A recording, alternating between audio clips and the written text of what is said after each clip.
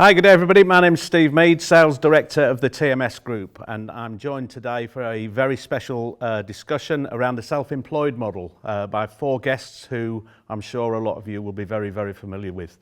We're going to be talking about hot topics in the industry. We're going to be talking around the self-employed model itself and also around what these four people have got planned for their businesses for the next sort of 3 to 5 years. So hopefully we're going to have a very chilled out discussion. For those of you who don't know, and to give you a little bit of context, the TMS Group operate very much in the self-employed space. We've been around for 17 years. We operate a revenue pre-approved contractual arrangement which allows people to transition their people from employed into contracted consultancy status. The benefits of that are very much financial, and we also pride ourselves in the fact that a lot of people come back to us and tell us staff retention wise it makes a big difference. I'll explain a little bit about that later on as I'm talking to one of our guests. We're also just about to launch Hub Assist Plus, which is one of the reasons that I'm here with these four guys today. Hub Assist Plus is an accountancy platform on steroids, I like to describe it as.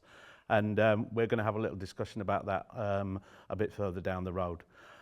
So without further ado, let me introduce these four lovely people to you. I will start with Adam Day, who is renowned throughout the world these days as Mr. Expansion.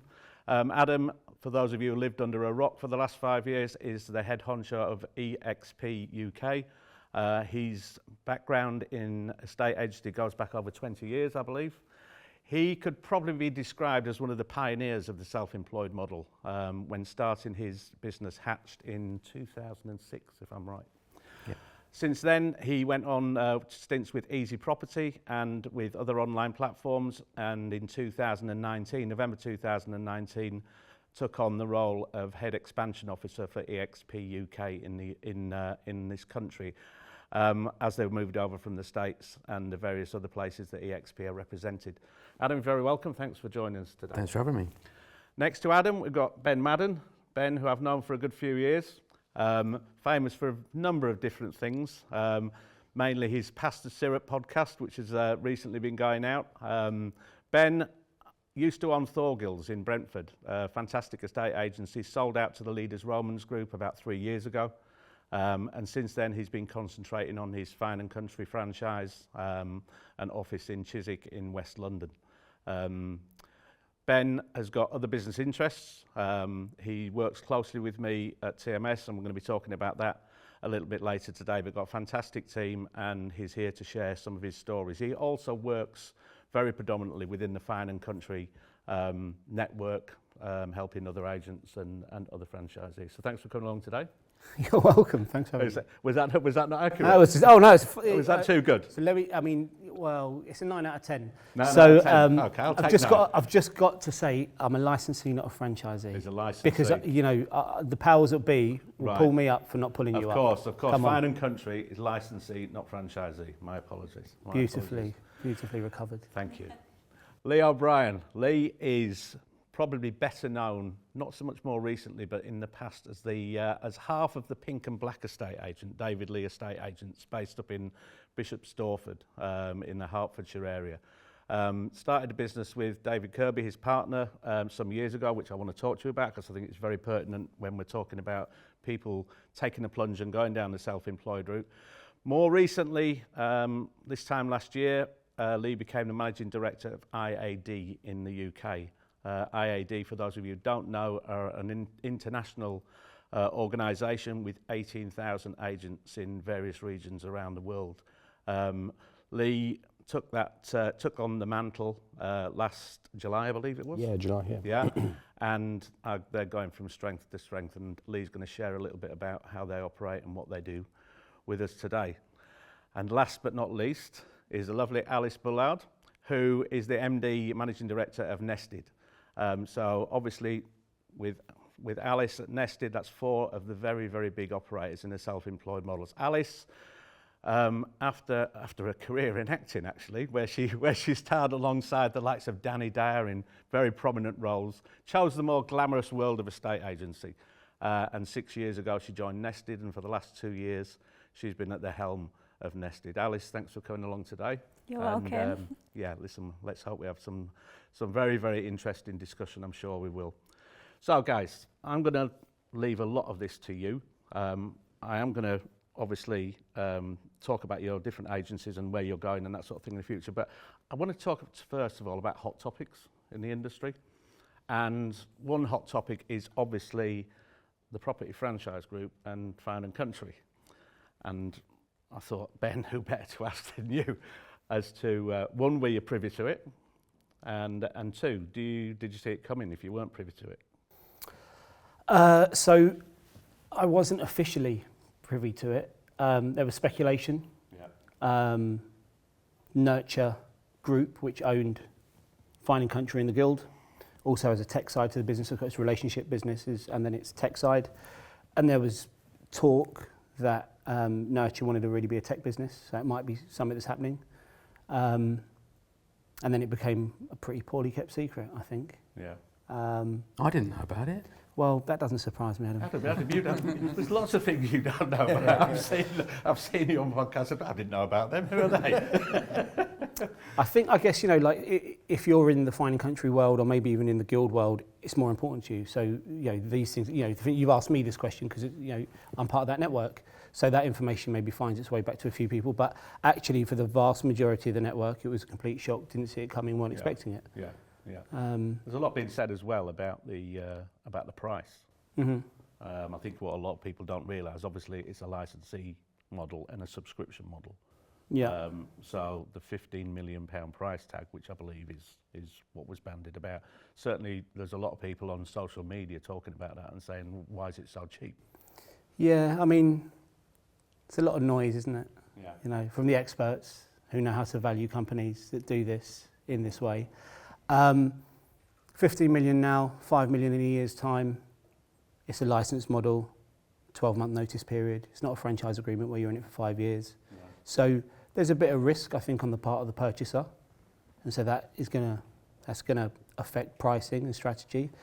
But I think most important to the purchaser was, I mean, the coverage they have across the country, 1,900 operators. Yeah. Where does that put them now in terms of? Like versus your likes of Countrywide, Connells, I'm not entirely sure. I know they are 1,900 locations, which is significant. Well, yeah, they acquired Hunters, what, 4 or 5 years ago? Yeah, Belvoir earlier this year. Recently. Yeah, big business. Some really good businesses in that model. All franchises though, so this is the first licensed business they've purchased.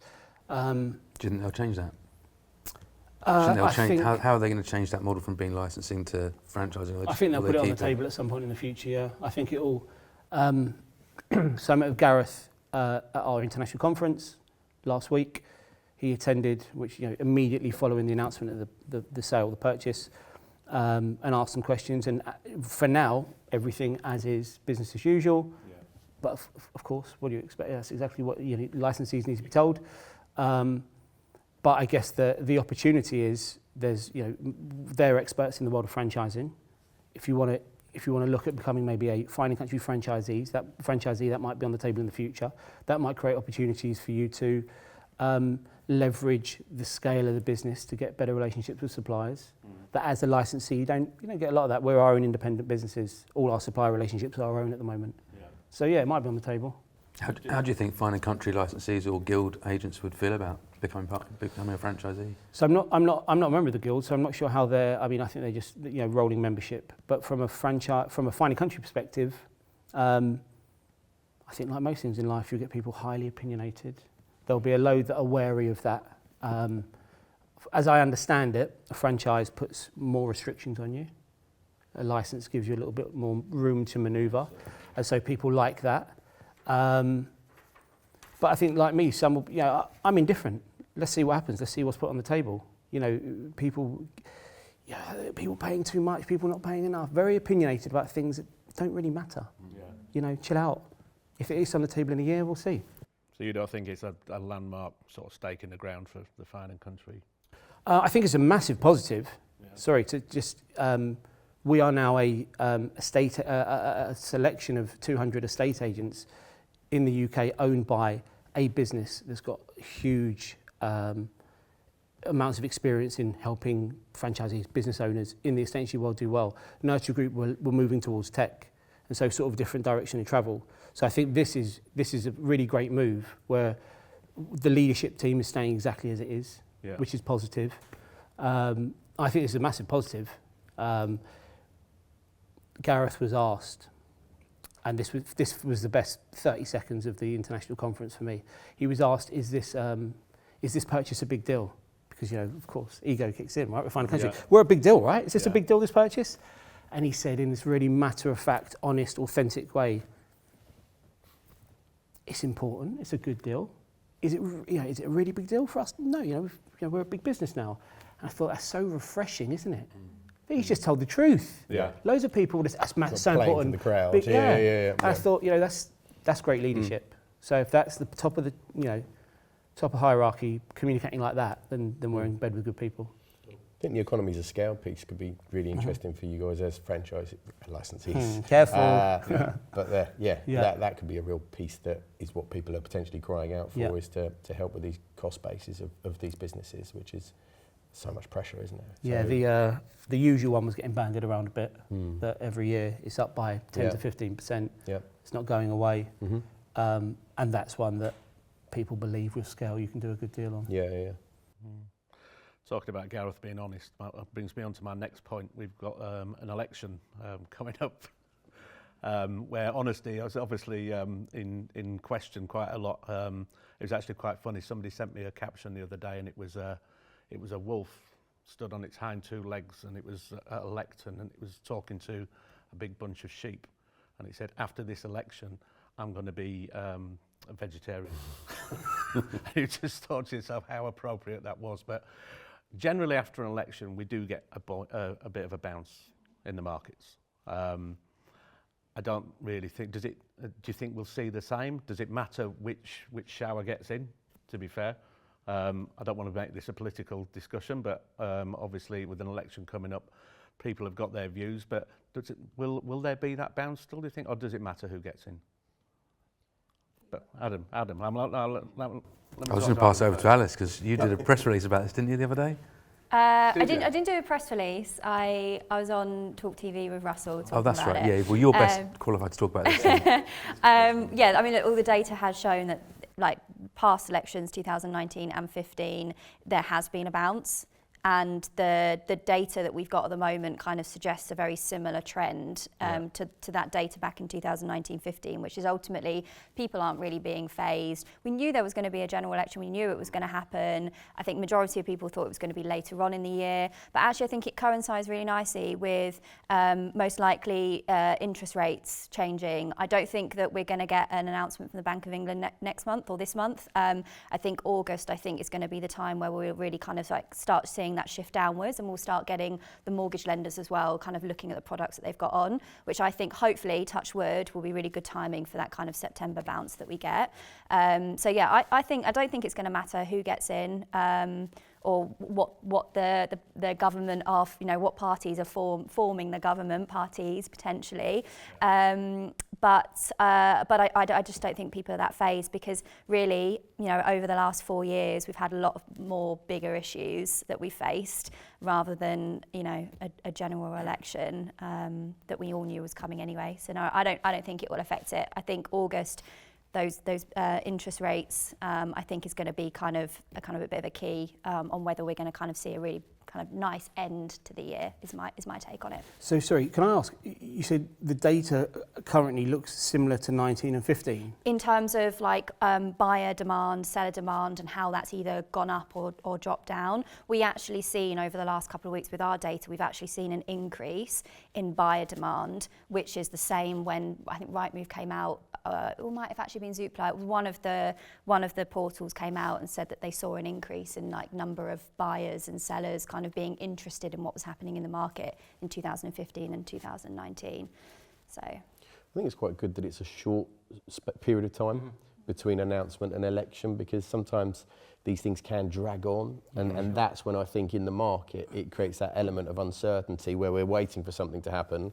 Might be good, might be bad, but we'll just wait. And actually, I think the predictions were that it would be an October-November call, and that coming within a 6-week period. And silly, I know we were talking about it, but the Euros happening at the same time also causes a little disruption in the property market because it creates distraction and people just sort of do different things and there's a bit more going on. So actually with it all happening at the same period of time, I think generally for the property market, it's quite good to get all of those distractions out the way in a similar sort of space. I couldn't agree more. The bumps in the road this year, the Euros is a bump in the road. Yeah. That distraction piece, especially now we've got a reasonable football team, it's heightened. Yep. We'll get on to Grealish. I know you're disappointed about that. I just like him. In the last 20 minutes of the game, he comes on and gets you a free kick, and you get anyway.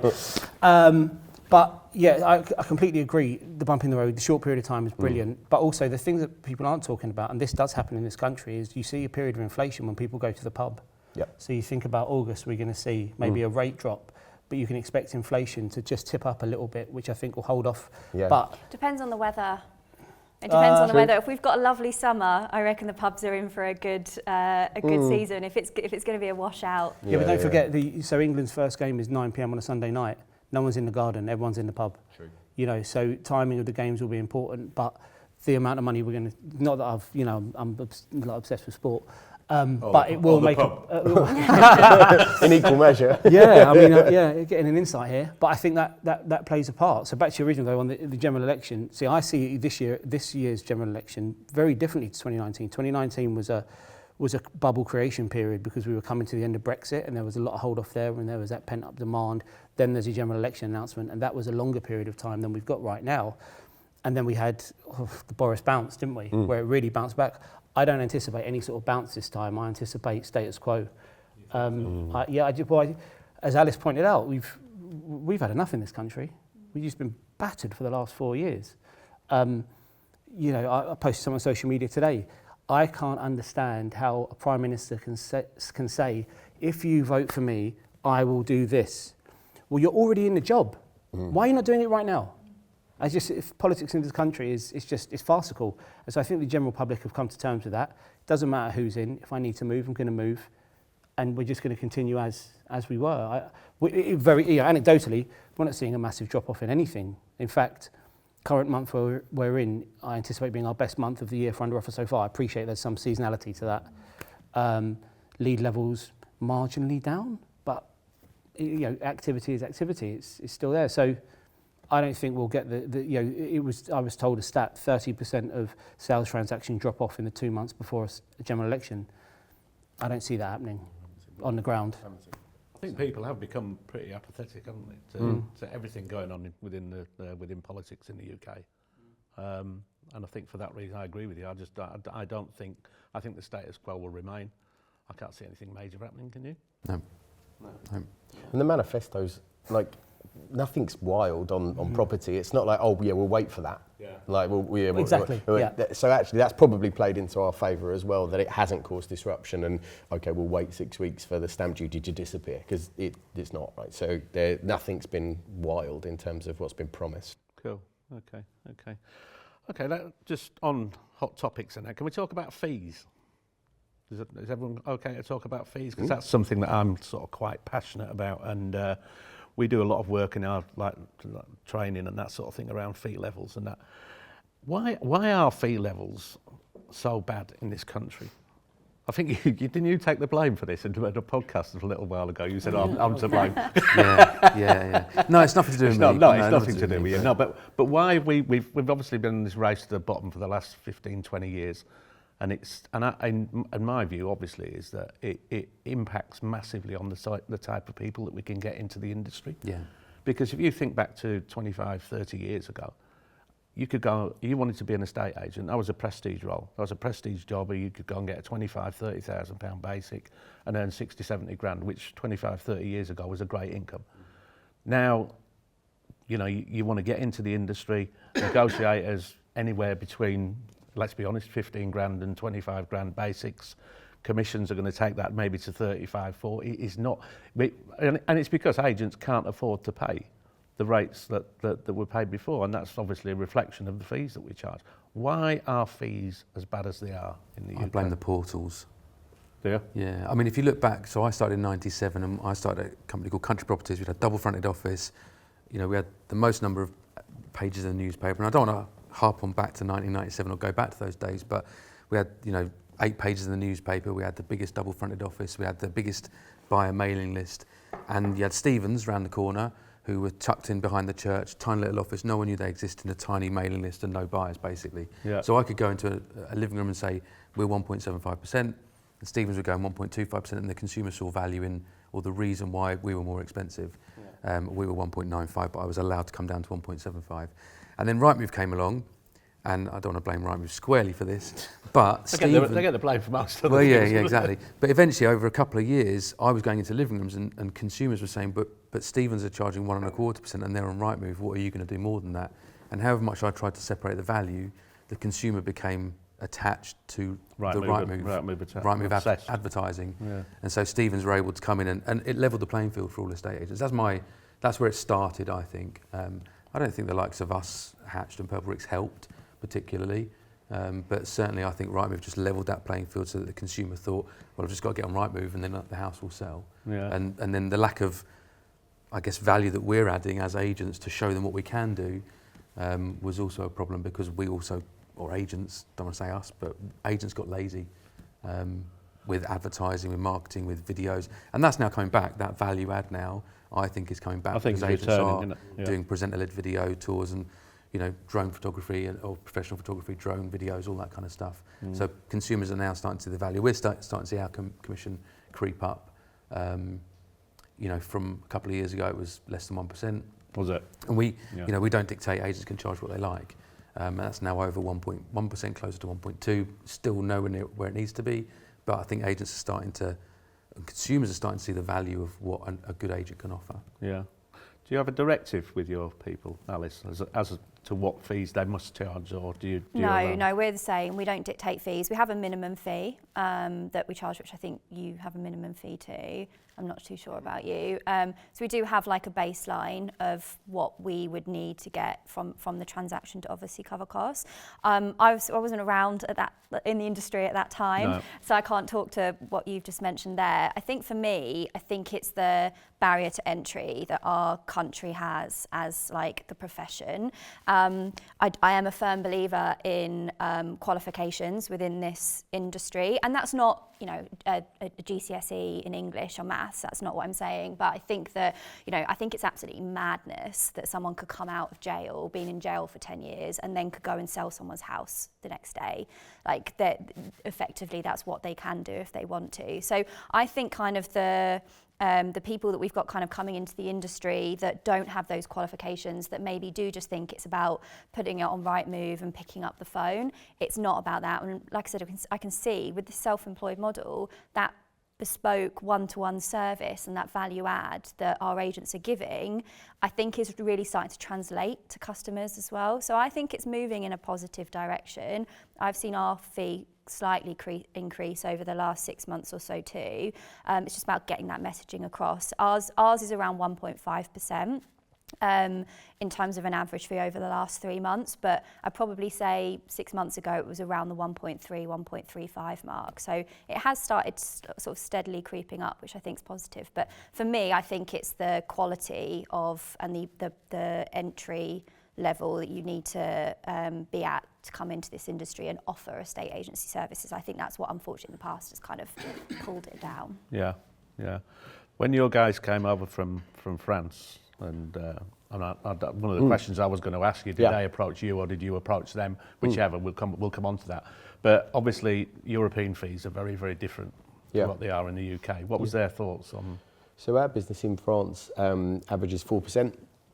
However, there is quite often a buyer side and a seller side to that. So it's probably more like 2 to 3% in terms of what they net achieved over the entire life cycle of a sales transaction.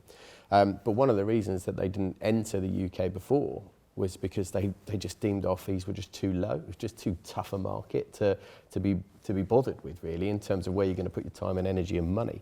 And it wasn't actually until they really got into the data and the number of transactions that are conducted, the number of transactions per agent that are conducted, and then the average sale price of that they started to see that, and the fact that there's high levels of exclusivity, so sole agency, that they thought, oh, actually, from the outside in, just applying what we know isn't necessarily the state of the market. So I think back to fee levels, I'm absolutely finding, ever since we started within the sort of self-employed space a few years ago, that sometimes agents do start and feel that they have to be low and compete, but 100% over a matter of time and confidence builds, 2 to 3 to 6 months, their fees go up and they value their time more. They're not under pressure to list for targets or outside interest, and they're putting the sort of properties on the market that they want to deal with, the customers that they want to work with, and therefore their fees start to rise as their confidence builds. So I'm finding that self-employed agents have averaged a higher rate than our employed agents used to, because they were targeted differently. Yeah. The 2 to 3% that you've mentioned for France, obviously 4% including the buying side. Why do you think that France are able to get that? I'm assuming IAD is not 2% yet, but like what's different in France compared to I think the UK? Prevalence of buy-side agents is much more common in the transaction. Multi-agency is generally the norm. So I think if you were to walk into a multi-agency, you would fight for a higher fee, because you don't want to run that. You're running a risk, obviously, of coming away with nothing. And I think because of they are like the sort of more market norms, they've held a stronger fee. I think actually exclusivity has allowed us to bring our fee down. And I think that might be one of the reasons that's been able to work its way down. I think the other reason is that people maybe understand that it's, in the UK we think it's about brand. I mean, I've always talked about it's about the brand that's behind us, not the individual. People aren't buying from people, which they are, clearly, but we've been hoodwinked for decades, centuries possibly, that it's about the brand. And so, but when you start realising it's about the individual, you realise there is only one Alice Bullard, and therefore your supply is limited. And if you've got demand and supply, and the demand's high and the supply is only one person, then fees have to go up. And so I think that's, for me, that understanding of supply and demand. When you are only one person, you can't stretch yourself across hundreds of clients, therefore, and the demand's high because they want your personal time, you have to put the fees up. I think that's the realisation for a lot of our agents now. I think though, your question, Alice, though, around France, though, it's a cultural thing, right? Like in France, they pay these fees. That's the fee you pay. It's not just France, is it? No, it's all of Europe. All over All over the Europe. world. Where I was last week, everyone's charging between 4% and 6%, but there's a buyer split. Yep. Really interesting how they have to go find their buyers, though, because that would blow people's mind in the UK. So we want to sell Summit a lovely luxury property in Portugal. Who's going to buy this? Well, in Portugal, the average salary is £1,000 a month. So there's no local market. It's international. So let's go host an event in Sao Paulo and partner with accountancy firms to introduce their high net worth clients to maybe purchase. Crazy world, but that costs a lot of money. So they're making 4%. They're giving 50% to the people who are putting this together. And it's a very, very different model. But the example I was going to give is Australia. Purple Bricks managed to enter the UK and charge a fee and grab an astonishing market share. Whether no matter how much you dislike them, which everyone seems to, what a business to build so quickly.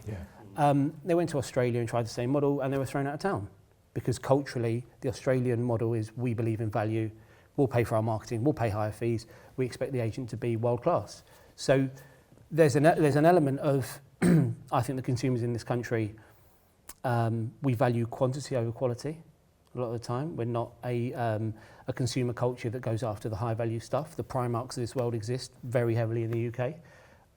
But I think also radio didn't kill the, what's the saying? Video didn't kill the Video didn't kill the radio star. Radio didn't kill the video. Video didn't kill the radio star.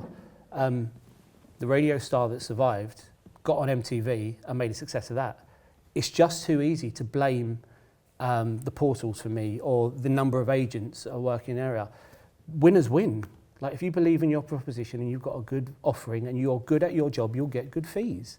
You'll have people in your agency charging high fees. You're in yours, and you're in yours. If it can be done by one, it can be done by all. You just have to upskill and have the confidence. You mentioned confidence. Well. I think upskilling your people, that's massive. I mean, you sit in an area, I've been to your office a number of occasions, and within, I don't know, a square quarter of a mile, there must be how many, 25 agents? And ranging from the Savills and like the high ends down. Yeah, I mean, so I don't want to sort of get on my high horse. No, but what would your average last fee be? year was 1.91. 1.91. Our average sale price 2.2 million. There we go. So that sounds like a wow, what a headline. But we're a low volume model, so I don't want to, Yeah. you know, like we're not doing the same volume of deals as probably your average sort of mid-market, mass market agency. But also people, because we're based in London, there's this weird thing that it's easy to get fees in London, but the high-end agencies that you're talking about are charging 0.75% inclusive They've of VAT. totally changed, haven't they? They've it's totally surreal. changed, gone full circle. So it's not simply a case of, you know, as you mentioned, brand gets you the fee. It's the person delivering it, I think. Yeah. Makes all the difference. Yeah, absolutely. No, I agree. Cool. Okay. Alice, let's talk about Nested a little bit. Obviously, you've been at the helm now for a couple of years. We were talking earlier before we started filming about getting more women back into estate agency. Obviously, you're very much involved with the on the committee, I think, of women in residential estate agencies. So it's quite passionate.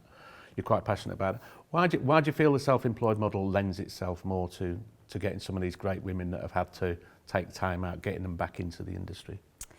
I don't think that the self-employed model, obviously I'm a big advocate for it, but I don't think that that's a solution to get more women into senior positions. I think that it's good for a lot of women maybe coming back from maternity that want the flexibility, etc., etc. But I don't want to sit here and say, yeah, the solution is a self-employed model, because that isn't. Like, I'm not self-employed, I'm employed by Nested. And when I look back at my journey and how I managed to, I guess, build up and get to the helm, it was because I had very, very supportive bosses along the way that had that mindset of, I want a senior leadership team. I mean, at one point, Nested, we were 150, 160 sort of employed people. So at one point back in 2019, we were a really big company full of engineers, designers, building lots of technology, etc. And I think the big thing was that the senior leaders within that business, or the founders, were like, we want, across the decision-making table, we want to see diversity. And I think there needs to be more companies within our industry that do that. So I think, a big thing for me, I was actually reading this the other day. It was a Harvard business school sort of survey, where they basically brought a load of people together, men and women, equal numbers of men, equal numbers of women. They did loads and loads of tests on them, and they realised that of the people that, well, they basically scored them. So people did these tests, they got the same score. They then went into a different sort of room, and they were like, right, okay, now rate yourself and how you thought you did in each particular task. The men scored themselves 33% higher than the women did, right? Really? What a surprise. Yeah, even though they actually came out and had the same scores. And it comes back to that, what is the actual root problem here? Not just in our industry, but across like all sectors. And it's just women having the confidence to put themselves forward for promotions. And that's not being done enough. So really what I think we need to change, and the reason why I've joined Women in Residential Property, is not to be part of a group of women that are being like, oh, isn't this really tough? It's bringing in allies and bringing in the men who are senior leaders in this business to go, right, what can you be doing to give the confidence to these people to be putting themselves forward for promotion? And that, when I look back at my career, I was really lucky to have a head of sales that came into Nested, not from a state agency background, that I was in a team just full of men at the time. I was the only woman. And made me the lead of that team because he gave me the confidence to go, I believe you can do it. But the challenge is off the back of then leading the team who on paper had more years experience than me. There were challenges with that. But again, I had a supportive boss that still kind of gave me the encouragement that I can do it. So coming back to your original question, I think it's great that our models offer women the potential to be going back into the workplace and earning money, but I don't think self-employed should be seen as the solution. No, I don't think it's the solution. I wasn't suggesting that. I just think the flexibility that it gives you, I think lends itself, doesn't it? Look, Lee, what percentage of your agents, do you call yours agents or associates? Yeah, agents, property consultants, whatever. Yeah. What's the split? We are about 50-50. In the wider business, we're 70% women. Okay. So in our UK business, it's about 50-50, but in the wider business, it's actually 70-30 split in favour of women. Yeah. you know what yours is, Ed? No, no. I mean, I guess we're probably 30 to 40% closer to women as agents. Yeah. In terms of my team, Olivia is my right-hand woman and Tori's my left-hand woman. They've been with me from Hatch days. Yeah. So, And so, Lauren you know, as well on your onboarding. Lauren team. as well, yeah, she was Yeah. Hatch days as well. So yeah, I mean, look, you know, Megan, it's the best person for the job as far as I'm concerned. Megan is my boss, she's the best person for the job. Felix is another boss, he's the best person for the job. Yeah. But they're very conscious in America that, and over here in the UK, that we want that diversity where we can, and you know, as long as that's the right person for the job, really. Cool. So go back to Nested then. Obviously, you've seen it's evolved massively in the last 6 years and more. What's the vision for the next sort of 3 to 5 years? Yeah, the business has changed a fair amount. The vision and the way that I'm sort of seeing it and internally and the way that I'm communicating it to my HQ team is that I want us to be the best self-employed model out there. I don't want to be the biggest, I want to be the best. I would like agents to choose us first over other models. Sorry, we're all friends here. Yeah. But that's the vision I'm having. And the reason why I'm putting so much emphasis on quality and not quantity is that I personally think there's going to be a really big shift. There's already been a massive shift, and hats off to Adam, as you said at the beginning, for being a bit of a pioneer with this. There's been a big shift in our industry over the last 3 to 4 years. I haven't seen as much of a shift from a seller or landlord or buyer's perspective. I think there's still a lot of people, if we walk down Wapping High Street now and we said, what's a self-employed estate agent, or name a self-employed estate agent, I don't think a huge majority of people will be able to go, oh yeah, and reel off this. Whereas if you ask them what an online, who can you name that's an online agent, they'd be like, oh yeah, I can Purple Bricks, blah, blah, blah, blah, Yopa, etc. I think 10 years ago, I don't think people would have necessarily known about Purple Bricks or Yopa or what is an online estate agent. So I think in the next 3 to 4 years, I think there's going to be a big shift of sellers going, I'm putting my property on the market, I don't want to use a high street, I don't want to use online, I want to use a self-employed agent. And for me, when they're typing in their area, down in Brighton, self-employed agent in my area, I want Nested to be the top because I want Nested to be the highest rated. I want them to go, I'm going to choose a Nested agent because I've heard that the agents there are really good. So I'm guess my vision, letting you into all my secrets, is putting a lot of emphasis on that now, because I think the rewards in 3 to 4 years' time, when that shift happens in the seller's mindset that we haven't seen yet, I think is going to be an important thing. It's going to be good for our business. Why do you think a seller will search out the term self-employed agent? Because I think people are going to start. I don't think that people were doing that now, but I think in 3 to 4 years, when more people have used a self-employed agent and more people are going into the living rooms and going, I'm self-employed, I get 75% share of any fee that I get, you're going to get me from start to finish, and people have had a really good experience off the back of that, and like I said, realise the value and will pay a higher fee. I think there's going to be a big shift from those sellers that are going to be going, I want to use a self-employed agent, my mum uses a self-employed agent, my friend uses a self-employed agent, oh yeah, such and such. I think that shift is going to happen in the next 3 to 4 years. So for that to happen though, the self-employed agents need to be better than their counterparts. Yeah, just coming back to that question, 10 years ago were people Googling the search term, what online estate agent I'm not sure if they are now. I don't think actually consumers care about whether you're online when you're on the high street or you're self-employed. They just want the best person for the job. Yeah, but there are going to be always. I mean, there's always going to be a need for someone like a Purple Bricks, because there's always people that want to pay cheap, right? There's a reason why there's Ryanair, and there's a reason why there's British Airways or Virgin. Like people have different choices to make, and I think it's good that there are choices. I don't think yet, as I mentioned, the self-employed agent, I don't think that's really a thing in the seller's mind just yet, but I do think it's going to come. Interesting. Yeah, as a consumer, I'm just looking for the best person for the job. And I don't think I care what structure or environment they operate within, as long as it's not something untoward. So, I think of myself as I was a self-employed agent for the last nearly 20 years, because I set up my own business, I'm self-employed, I'm an estate agent, I've got a team built around me. Yeah, but that's your mindset, isn't it? I think I'm trying to work out whether the consumer mindset actually at the moment considers the type of agent they work with? At the moment, no, but I think that will change. But they certainly look at, I mean, let's go back to fees. Mm-hmm. If you've got a handful of people that you go and see, you've got the cheap fee merchant, you've got the person who wants premium, you know, because they go and they shop at John Lewis and Waitrose and whatever. And I always say to all the people I speak to, this is your battleground. So I think there's a differential in people's heads when they're looking at choosing an agent fee-wise.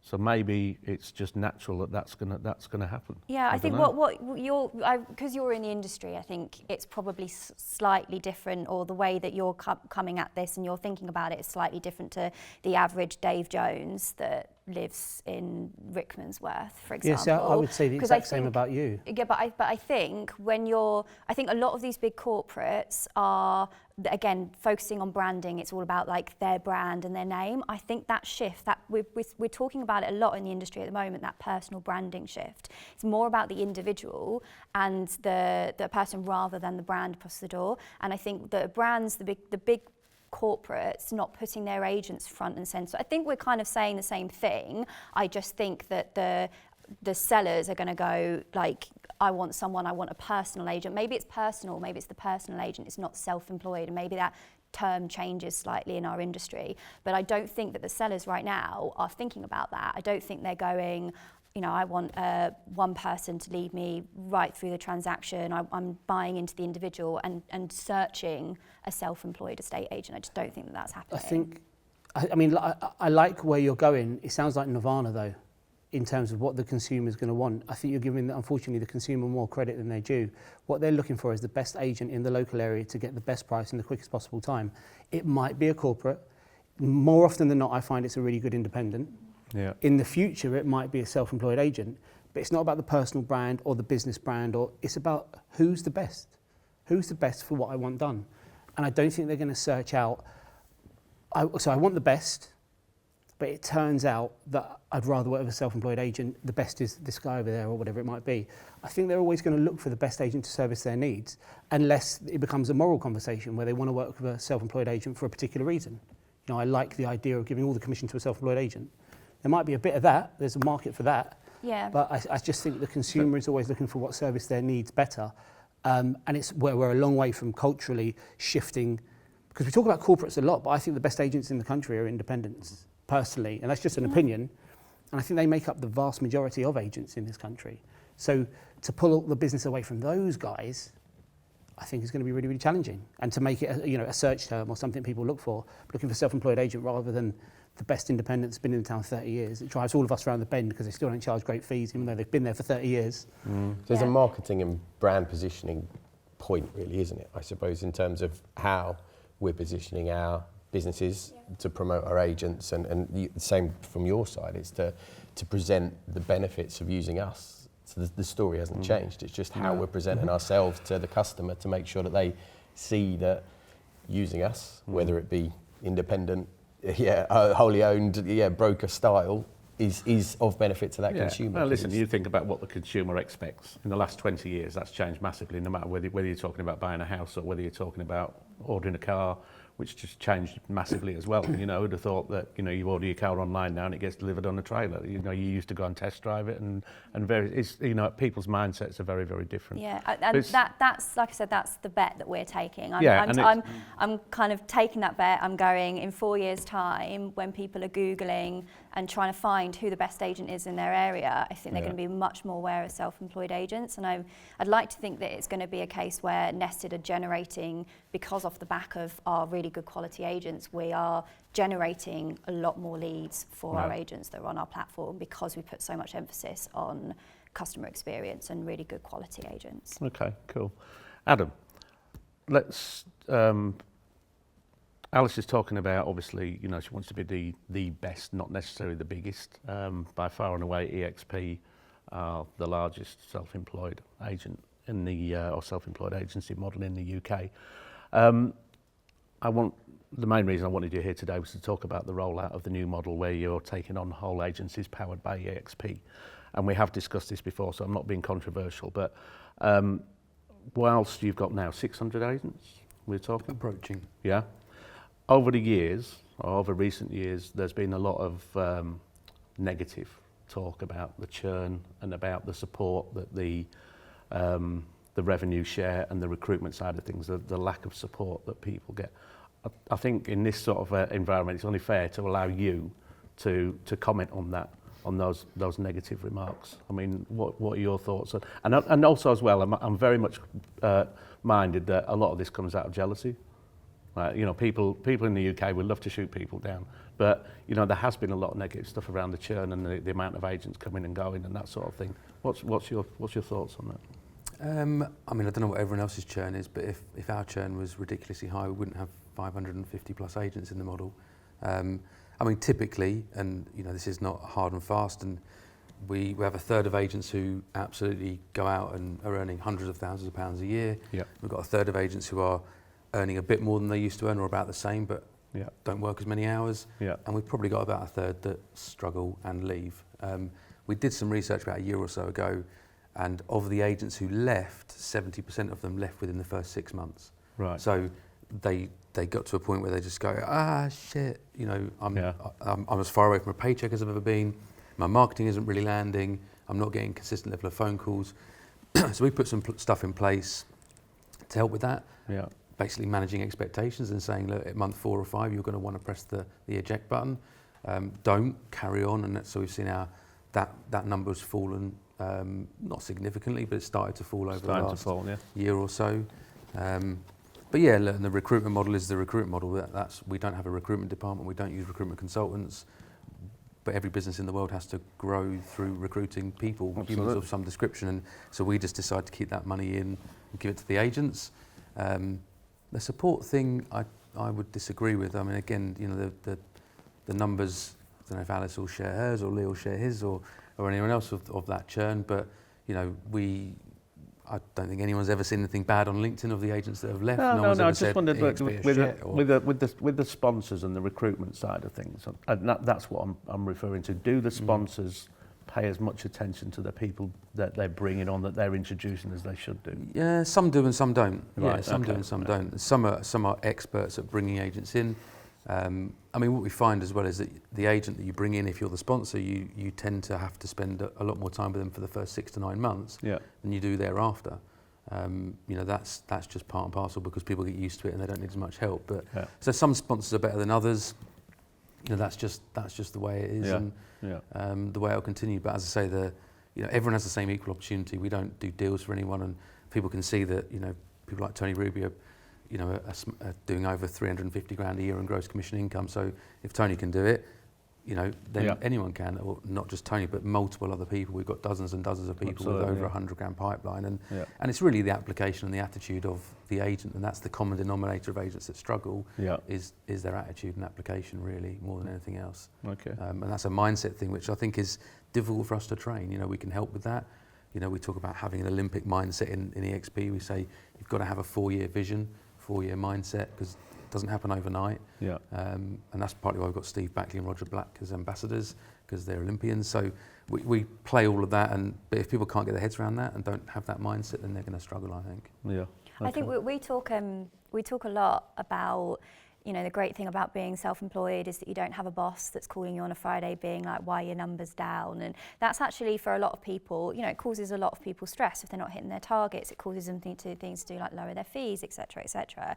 But I think what actually we don't talk about enough is like, yes, okay, you don't have someone calling you on a Friday being like, why are your numbers so low? But you do have to have KPIs still. You still have to have your own and hold yourself accountable to be hitting those targets. And that is a bit, and not everyone's capable of doing but holding that. holding yourself accountable is the key and giving phrase. yourself a pat on the back when you've done really well. Sometimes we're our own worst enemies, right? We always like to focus towards the negatives and not the positives. So having that mindset, as you said, Adam, I think is a really important one. Just because you're a really, really good, high-performing, high street agent, it doesn't mean that you're necessarily going to be successful in the self-employed space, because there is a mind shift. Absolutely, 100%. We had a good story with one of our agents. And we used to, we switched it because KPI is a bit triggering for some people, and we made it a PPI because it's a personal performance indicator, right? Yeah.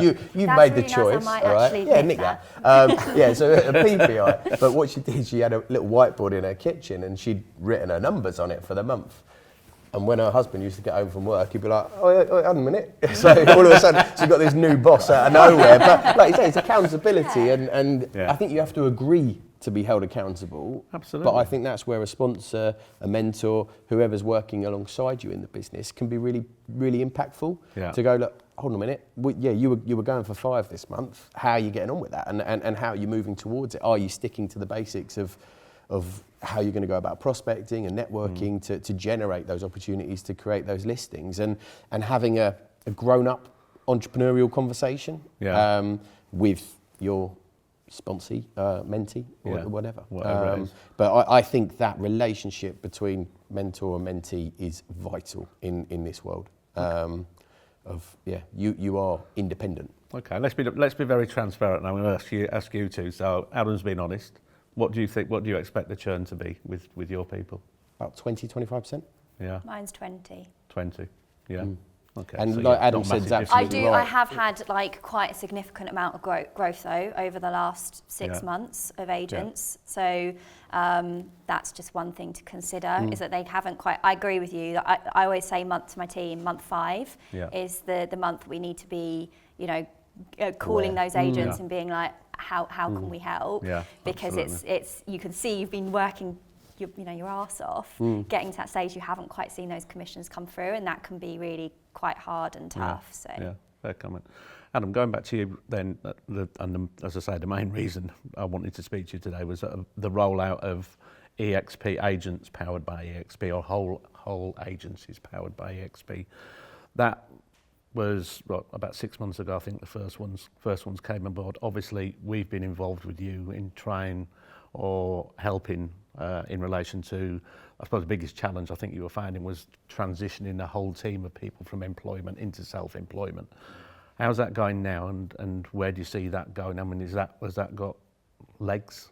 Big legs? Yeah, definitely. I mean, we've got 34 NDAs out at the moment. We've had about 7 or 8 businesses, brokerages, if you want to call them that, sign up. It's very common in America. I was with Leo, and who's the CEO of Realty, and Glenn, the founder, and Michael Valdez, who's another one of my bosses, over in the UK yesterday, and they were saying that's something that came about in the US about 15 years ago. Yeah. So in the US previously it was you join Keller Williams or EXP and you become an agent within there, or a team, the Keller Williams Phoenix team or whatever it's called. Yeah. And so that then has evolved into, well, rather than having to take on the Keller Williams branding in its entirety, you can have your own brand, and then you're brokered by Keller Williams in the US or brokered by EXP in the US. So we've kind of tried to accelerate that through. So, an entire business can join EXP. They become, Brown & Co. powered by EXP.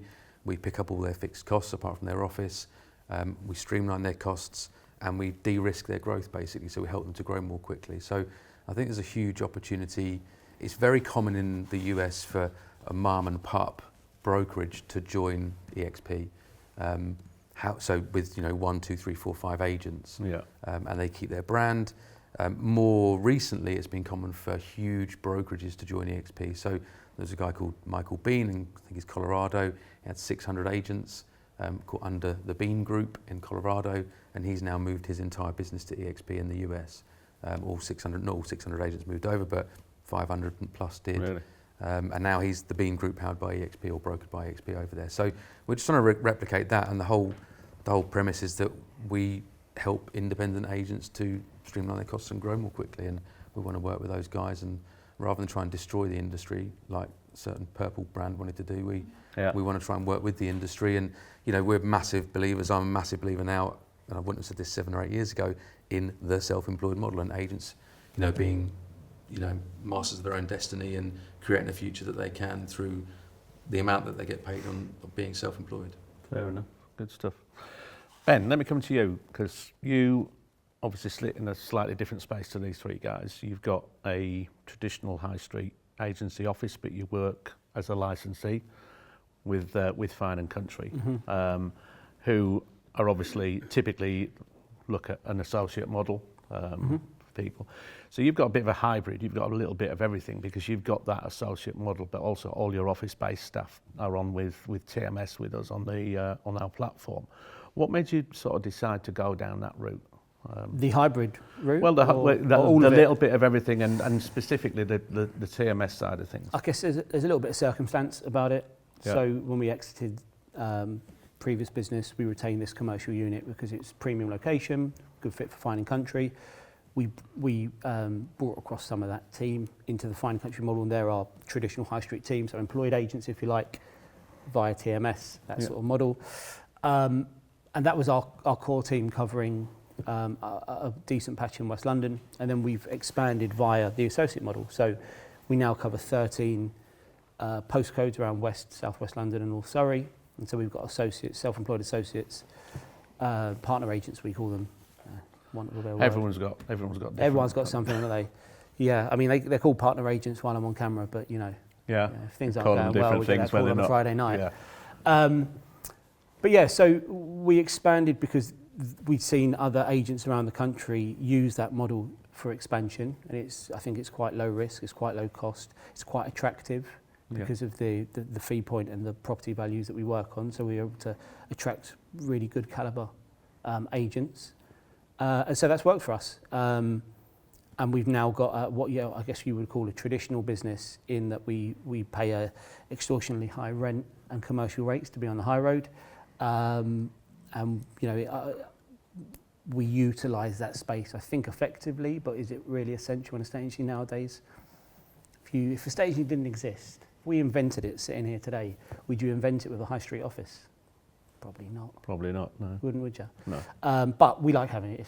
It's nice to be there.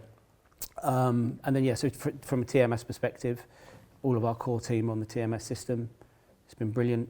It's a cost-saving activity. You mentioned about retention. We don't really have a retention issue. No, exactly, we don't. But yeah, I think the team have been, I mean, you will probably speak to them about it more than I speak to them about it, but I think they've all been pretty happy with the results. And the transition, I think you, to be fair, you did what I would say is the right way. You sat down with them and said, look, we've got an opportunity here to transition your status within the business. Mm-hmm. And we're very, very open about it and transparent about what it meant for the business and what it means for individuals. Obviously, I now know from doing their tax returns, because your guys have been on for more than 18 months now, that they've seen a big difference in their take-home salary. So, that's something you're going to continue with, presumably. Yeah, no, it's now maybe a good time to tell you we've had a change of. Good. Yeah. I think they're happy with it. We're happy with it. It's benefited the business. It's benefited them. And the way we delivered it, we've had that team in place for a long time. Yeah. So there's a lot of trust, and there needs to be trust. But it was optional. So if it's a no, one of the issues that came up with somebody else in another one of our businesses that they want to apply for a mortgage in the very near future. So you need to wait till after that to make the move. Just it's about timing. But if someone for some reason didn't want to do that, for instance, we provide an enhanced maternity package. Yeah. And they were worried that would that be impacted? And no, we're just transferring that across. Yeah. So it's been really good. Good. Really good. Good stuff. Lee, just quickly, because I think this is obviously there'll be people watching this now, and I want to go back to your story when you first started David Lee, because as I remember talking to you a long time ago about this, you and David were both extremely young when you took the plunge and decided to start your own agency. Just give us the story very briefly. Well, I suppose we came under the same pressures that we're trying to solve now in our current businesses, where we were limited growth-wise of where we could go within our existing business. We both worked at one of the large corporate agencies, but had a assistant manager that had been there 15 years and a branch manager had been there 20 years. And there was no upward growth. They weren't going anywhere. So we were stuck and didn't really want to manage any of the surrounding offices. And it was our secretary at the time that said, you two should go and do it yourself. You know what you're doing. We were like, all right. And it just sparked something in us to go looking. And we didn't want to open there because it was hyper competitive and we didn't want to start against our previous bosses because we liked them. But we then chose a different area, found a sleepy village. We felt sleepy agents within an area that we knew really well. And we launched our own business in 2004. I just turned 20. Yeah. David's a little bit older than me, but not much. And we started in 2004 with a high street office, took out a loan, bought desks, bought a printer, ran out of money within 3 months, had to take another loan for another set. And our first completion came in at about 6.5 months. And it was a chap that walked in on the day that we opened it. that completed. But it was 6 months later that we actually got any money. So that was our version of going self-employed, and we've been self-employed since 2004 onwards as we built the business. So it looked traditional, but it just was that version of being self-employed at the time. Sure. So what would your advice be now to anybody out there watching this who's thinking of going down the self-employed route? And I know, Ben, you got that. There's lots of advice you can give, I know, but just give me 2 nuggets. Prepare. Yeah. I think, and prepare financially, prepare from a business standpoint as to how you're going to go about getting the business, and just have that thought, that time and space to think.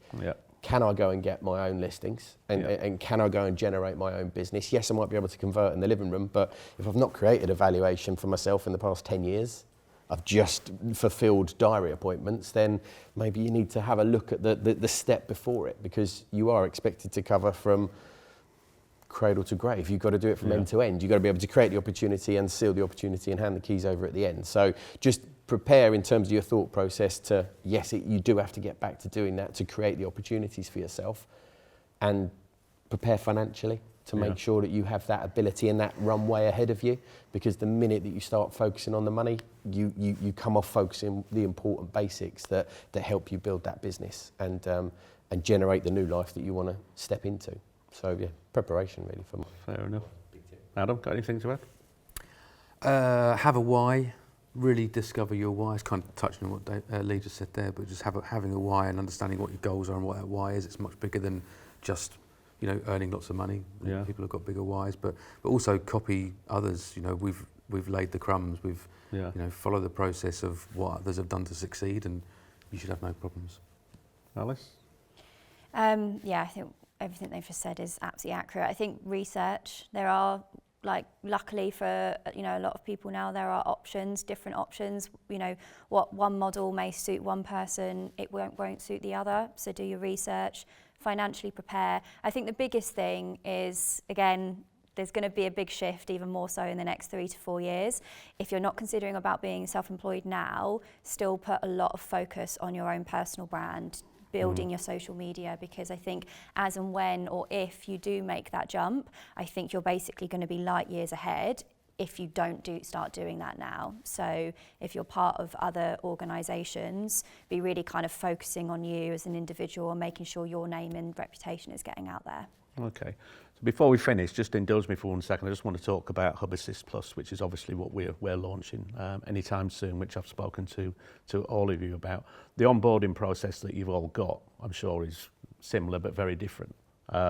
But in speaking to the likes of Lauren on your onboarding team, there was this feeling that just having something which took away all the setting up a business sort of side of things and doing the ongoing fiscal side of things was nice to have, because it allowed your teams to concentrate on just moving forward and getting their mind set for moving into the new role that they've got. Do you think is that is what we're offering, is that pertinent? Is Yeah, I'll take just one point on this, and it's been a concern of mine ever since we've run the self-employed agency, was that we'd have an absolute monster of an agent shooting the lights out, earning a fortune, and get 18 months down the line and get their first tax bill and be completely underprepared for a 20 grand bill or something like that, and it completely ruined them. And them to just throw the towel in and go, I've got to go employed because I just can't afford that. And so it's always been a fear, and something that we've always advised our agents to get tax advice, get an accountant on book, and make sure that you're working with somebody so that you are prepared for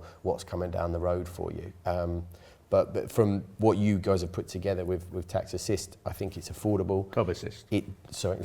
Hub Assist, they're the other people. Hub Assist. Promoting the other brand, you can cut that out. But I think what you put together is affordable, which I think is one of the biggest things when you're starting an agency in a self-employed standpoint. Is money is important to you, and you might not have lots of it around you, but I think your entry point to using the basic services is affordable and an essential part of what an agent should have, whether they use you or somebody else. I think it's essential. I think it's overwhelming as well, isn't it, for an agent to start their own business, because that's what they're doing. That's the biggest feedback I get during onboarding is, oh my God, I've got so much stuff to do, and I don't know where to start, because they're salespeople, not admin people. Yeah, exactly. So they've you've never had taken to do that it. admin And away. never had to do it before, exactly Yeah. that. Yeah. And all of a sudden, admin is their main job when Yeah. they've just left a gig and they really need to get on making some money. Yeah, Yeah. yeah. You know, Yeah. that's priorities all of a sudden very distorted. Yeah. Yeah. Yeah. Cool. Good stuff. That's it from us today. I'd like to thank all of my guests, Alice, Lee, Ben, Adam. Thank you very much for joining me today. I think that's been really, really interesting, exciting conversation about what's going on. Please remember, if you want to talk to me about the services of TMS or Hub Assist, I'm available anywhere you see this video. I'm sure that it'll be accompanied by some sort of social media post. My details will be on there. But from all of us here today, it's a very goodbye. Thank you for watching.